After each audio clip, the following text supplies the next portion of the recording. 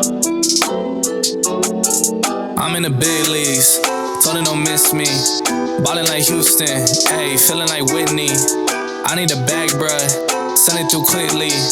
I'm making his dog, like I'm in the big leagues. Told him that I gotta go, dog. Hey, it's Loriel with 40 Tons. Thank you for tuning into part 2 of Said Connect. Cannabis Entrepreneurial Dialogues. I'm your host, Danny. Our mission is to create spaces for people of color, brands of color, minorities in the space, to educate and empower our communities. We're excited to bring you guys part 2 here, as Loriel just mentioned, of this episode. And what's this conspiracy? Share with us what this conspiracy is. This conspiracy, it involves the other co-founder of 40 Tons and Anthony and, a bunch of other people, that it was the conspiracy to traffic marijuana, that just sort of, it was a domino effect once that first person, started snitching. It was everybody, nobody was safe. Yeah. So, yeah. Got you. And so now as the story starts to unravel and things are, Anthony goes back. Mm-hmm. Is this one of those instances where you choose your battle of how to communicate with Anthony? Yeah. What did that look like for you in the home in that moment, in the first, let's say, 48 hours that everything went down? Because I'm assuming it took at least 48 hours to get all the facts put together, right? Yeah. That first 48 hours, I was just really numb, and I just sort of sprung into action. I know he didn't do anything recent as of his probation. I knew it. I just knew it. So I thought this has to be a mistake at first. But then when it finally came out that it was that person who started this whole situation, I chose not to get angry at him. I felt like I needed to dig even deeper and be like Superwoman, you know. And this time I was firing on all cylinders. I knew a lawyer couldn't play games with me. I knew don't pay him all up front, the lawyer fees. Really? Yeah. Why not? Because I had already been through it before. No, but why wouldn't you pay up front? Because you never get what you want when you need it, right? So yes, they'll tell you, it costs X amount of dollars. And you say, okay, so then now I have you on my team. So now I can call you, in a couple days and you answer my call, right? Because I paid you, right?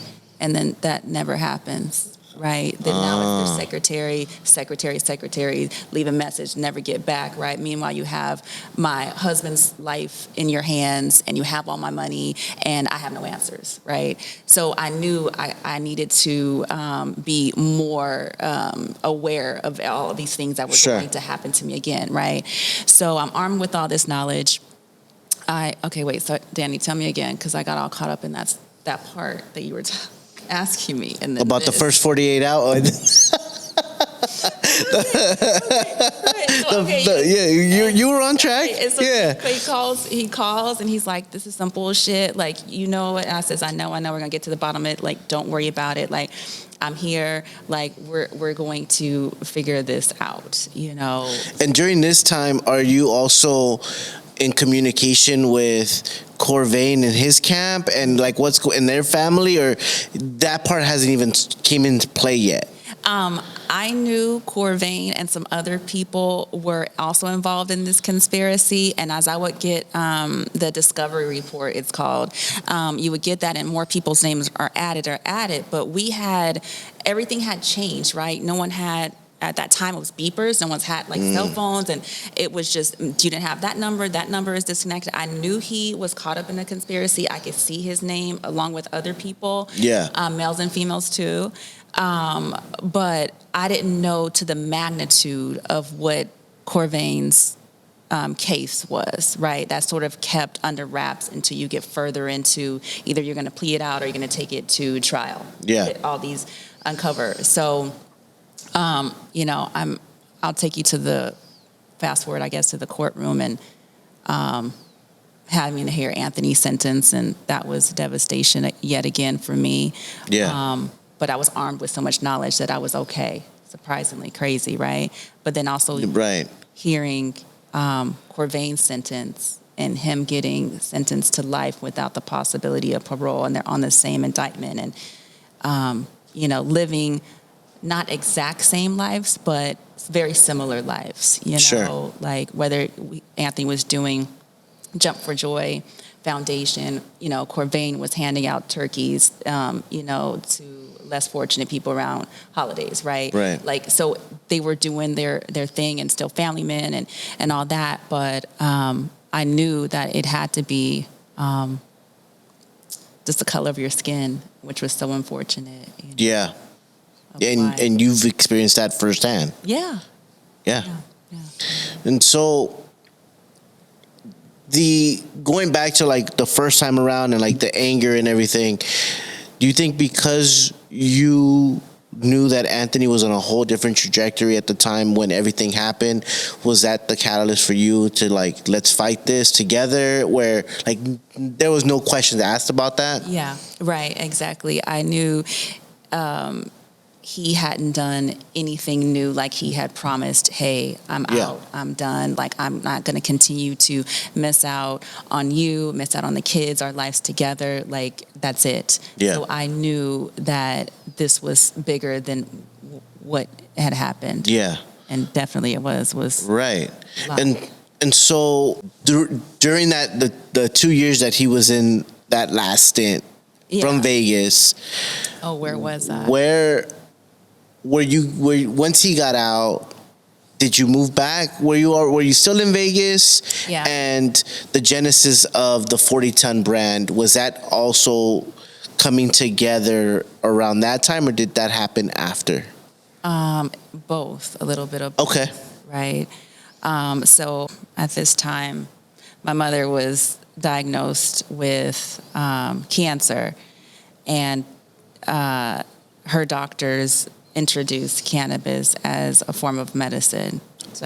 So your mother was introduced to cannabis due to the cancer. Right. And so did that lead you towards the direction of coming back to LA? What was that like? Yeah, well, unfortunately, she did lose her life to cancer, but cannabis was also reintroduced to me at that time, right? It was constantly in the background of, about this plant, the healing factors, the fact that Anthony Corvain, served time behind this plant. Yeah. It just kept coming and kept coming, so I couldn't ignore it.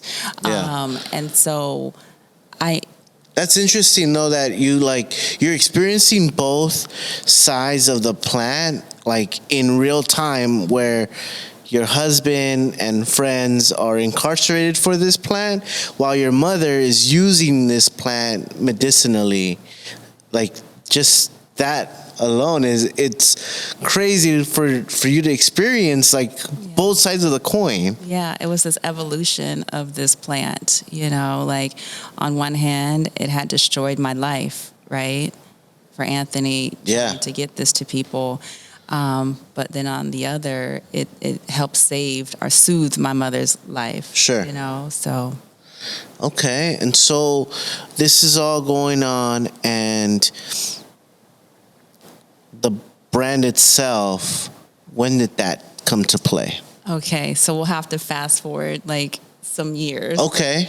Like, oh yeah, a lot of years, like maybe 7. After Anthony came out? Yeah, after. Got you. Yeah, so Anthony's he gets sentenced according to the federal guidelines, and Sure. Corvain gets the life sentence. And when Anthony came home, he came back to Las Vegas. He came back to Vegas from serving his time? From serving his time, yeah. And Corvain was still in prison. He had been bounced around. I knew that Corvain's sentence was just like inhumane, right? Sure. And wanting to do something about it, but you don't have the resources, you don't have the money, the knowledge, right? The lawyers, we got the opportunity to create 40 tons. Then it wasn't called 40 tons. We knew we had something magical. We knew the three of us, Anthony, Corvain, myself, this triangle is what I refer to as this was a sensational story that had to be shared and told, and people educated about this plant and all of the great factors that it possesses. We knew we wanted to start a brand, and we wrestled around with some ideas. Right, Corvain is currently serving his life sentence. Anthony and I are, I think, we're in California at this time. What was one of the first few names that was thrown out there for the brand? Let me see if I can remember. It was something, everything was like cannabis derived. I can't recall some of the crazy funny names, but everybody would say like, oh no, like it would be 2 against 1. So then it's out. You know what I mean? Between us three. And Corvain was applying for clemency.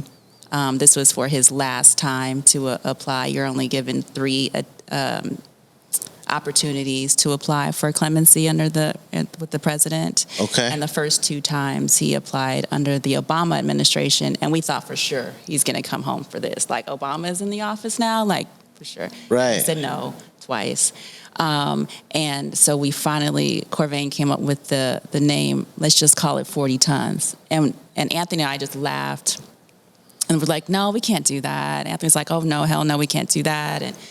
And I said, oh, I'm such I have to be Mama Bear now, Corvain. I was like, you're applying for your last chance for this clemency, right? Everything is going on under the Trump administration, right? They're storming the Oval Office, they're gassing people, they're fighting in the streets, right? It's all this going on, and this is for all the marbles, and Corvain's applying for this clemency, and he says, yeah, I really think we should just call it what we went to jail for, what I went to jail for. And I said, this is like a spit in the face. How are we, you were charged with trafficking 40 tons of marijuana, Corvain Cooper, along with all of your other defendants. And then now we're going to turn around and call a company this. I was like, I think this may hurt your chances for applying for this clemency or even getting it. And then he said, you know what, sis? What more can they do to me? They already gave me life. And then I just had this sense of like relief that came over me. Mm-hmm. And I said, you're absolutely right. We're going to call it 40 tons. And so then we all just said, yes, that's it. So that was the official birth name of 40 tons. But it had been probably going on behind the scenes, like I spoke about, with like, God has these plans for you. Right. And you don't know what they are at the time. And this plant's still constantly in my life. I knew we could take this to the moon. So while we're applying for clemency, we've created this brand, 40 tons. Anthony is living on Clubhouse, like day and night and day. We're meeting some great folks on there as well. And Corvain had some individuals who wanted to work with him in some sort of capacity, but had a couple licenses across the vertical, right? And they came with the opportunity to make a gummy. Okay. Surrounding 40 tons and Corvain's story and our story, right? And things that I wish I knew back then that I found out now. And when people are coming towards you, wanting to do business with you, I just highly suggest you vet them on your own. Not just taking that first shiny offer initially, because it didn't really pan out the way that we originally thought that it would, And you're talking brand, the relationship between a brand and a licensed operator. Yes, exactly. That relationship, it's not like it's a rule book to play by. It's sort of like one's morals and scruples and values of how they do business in themselves, right? Yeah. So I think that company, that brand, they had, great expectations for us and what we could accomplish and but it didn't pan out that way.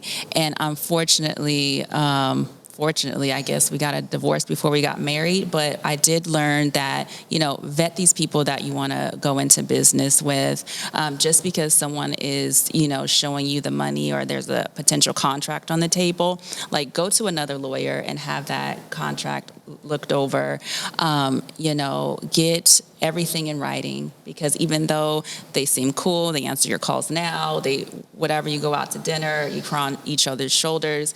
Yeah. Once the venue starts making money or not making money, then that's where things sort of, you have cracks in the foundation there.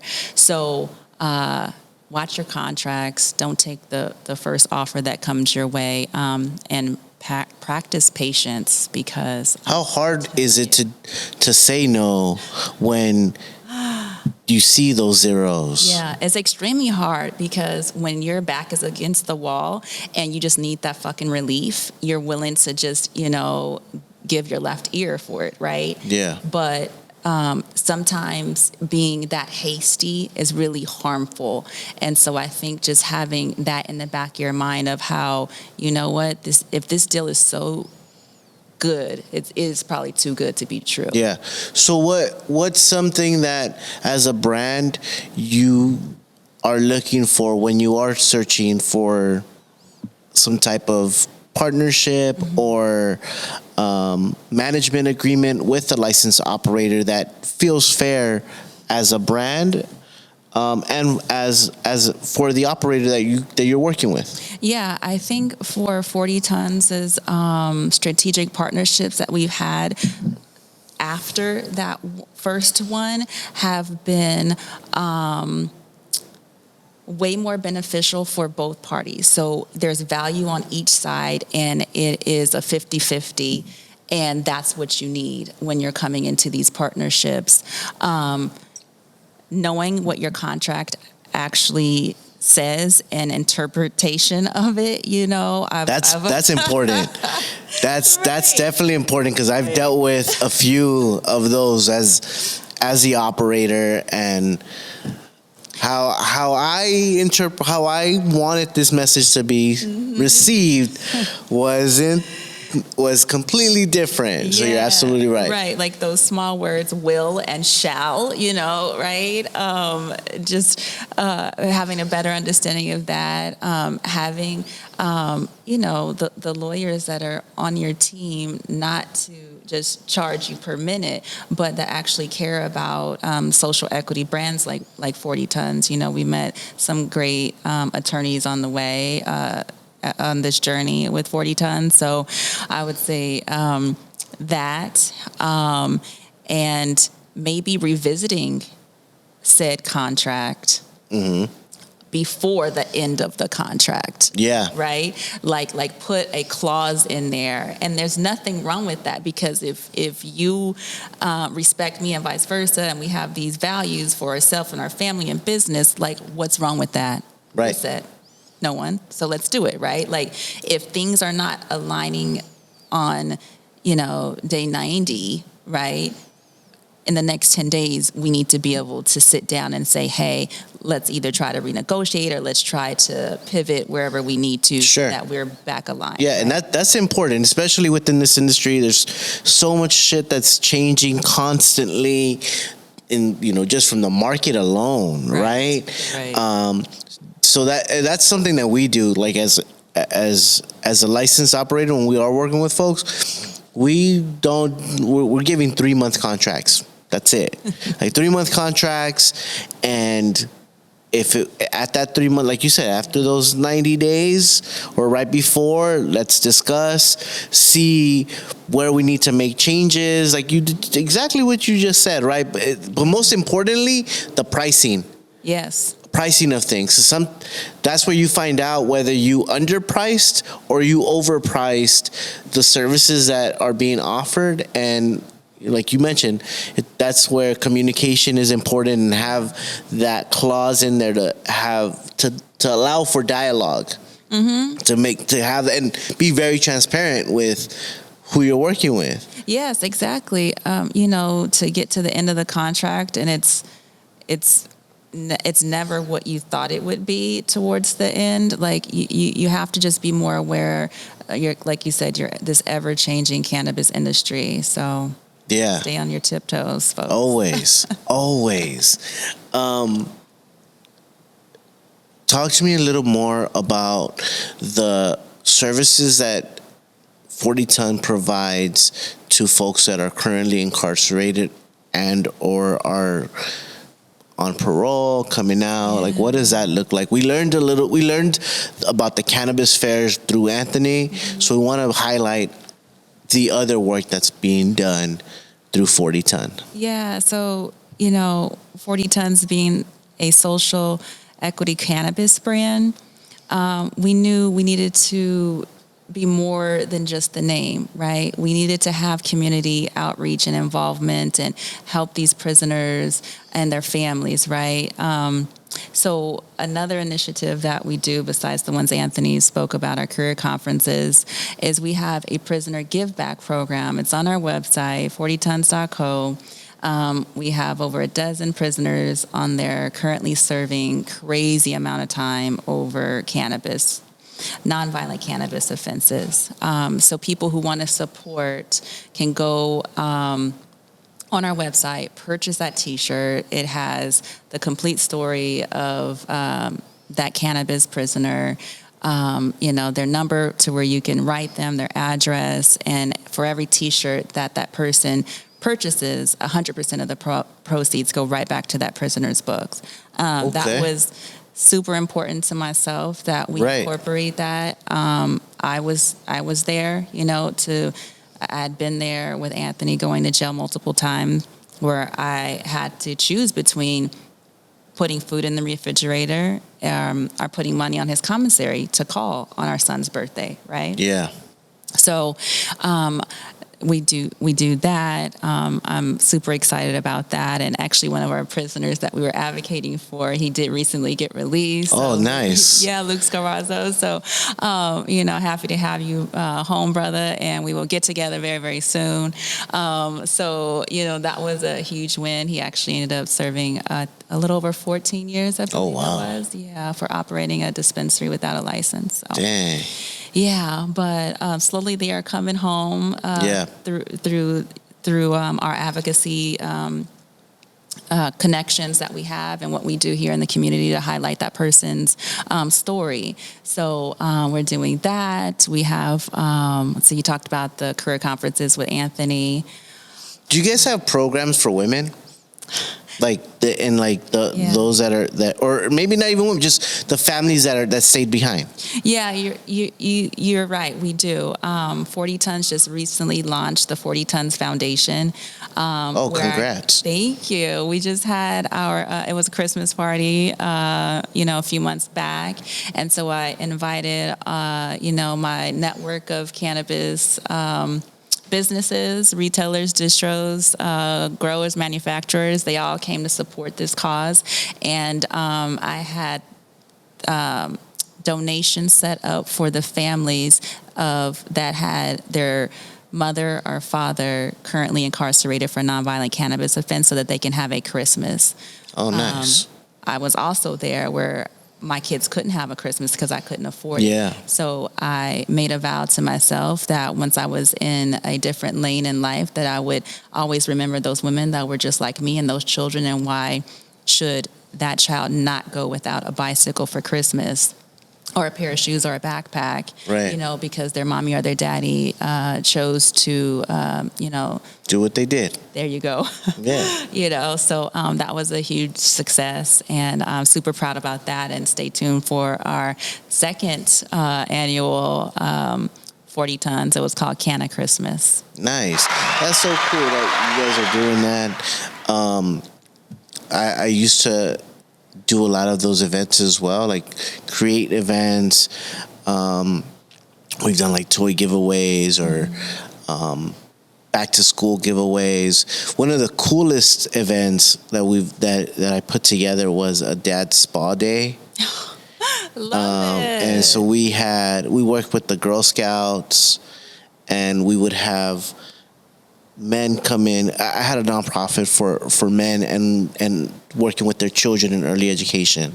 So set that up, and time was a single father of a daughter, and so I would always have like problems with how to do her hair or how to like give her a little manicure and things like that. So I created an event where we had folks come in and like teach men how to do their daughter's hair, or we had a little manicure station. We had little sections all around the room, and that's kind of just went around with their girls and started teaching them all these different things. So that's cool to see. That's amazing. I love that. Yeah, I want to do something like that again, but like using cannabis money to create this program. Yeah. Why not? Let's put it out there. We should. We can work this together. Yes, it's going to happen.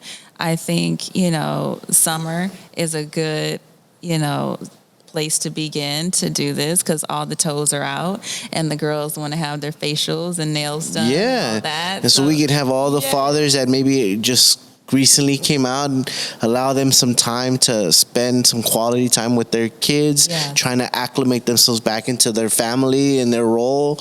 And I think that'll be a dope event. Yes, I'm with you. We just need like one of those really big spas to come on board, like Burke Williams, one of those to give us the space that we need to execute this.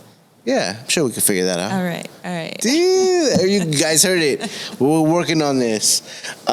Where can our listeners find out more about the brand, about yourself, and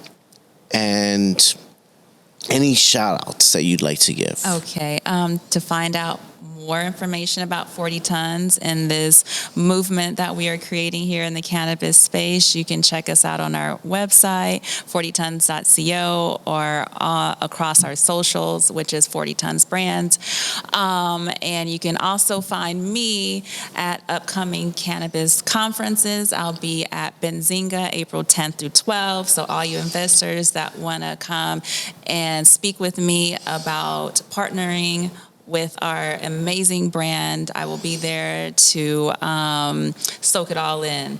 And also, we will be at MJ Unpacked as well, and across all of our local events here in LA and San Diego. Nice. And we know we like to end with a few shout outs. I normally shout out my girls, which I'll do right now. Dalia, Rosie, Faith, I love you girls. Is there anyone that you'd like to shout out? I will definitely shout out my 3 children, Anthony, Dominic, and Gianna. You guys have always been as supportive as you possibly can in your own right, and I love you.